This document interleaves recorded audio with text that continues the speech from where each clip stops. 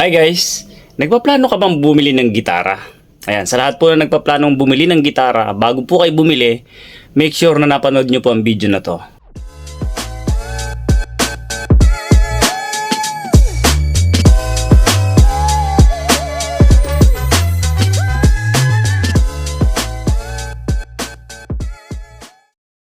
Hi guys! Nagpaplano ka bang bumili ng gitara?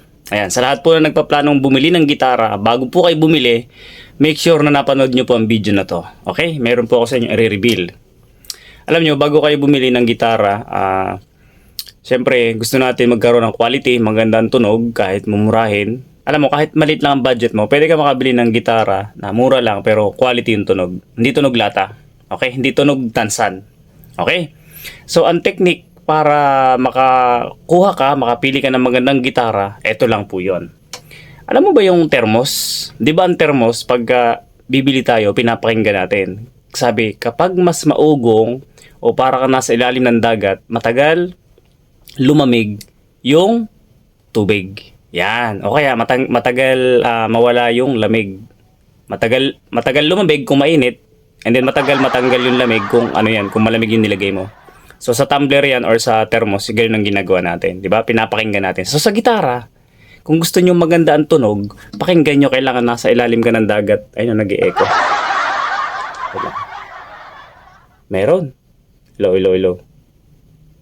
Ayun, narinig ko para ako nasa ilalim ng karagatan. Para ako nasa ilalim ng pusod ng dagat. Excuse me.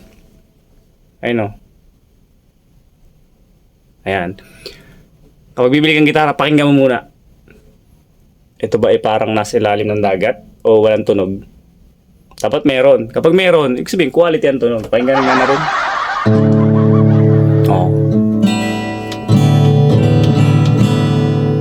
Hindi ko pa natuno yan. Hindi ko pa natuno to. A, B, C, D, E, F, G. Oh, di ba nasa tono? Ulitin po natin, pag bibili kang gitara, ganito lang gagawin mo. Pag hindi mo mahanap, kailangan tapat mong mabuti. Tapos dikit, layo. Dikit, layo. Kailangan hindi magbabago yung tunog. Okay? Ayun, meron talaga.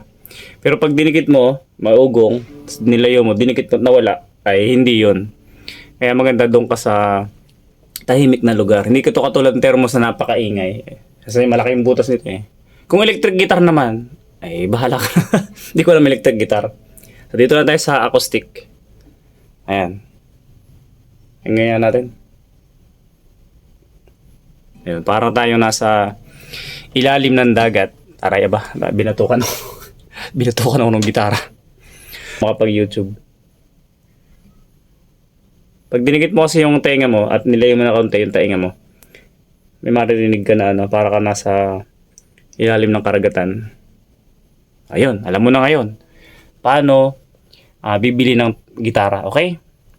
So, paano? I-share mo ba ang video na to o hindi?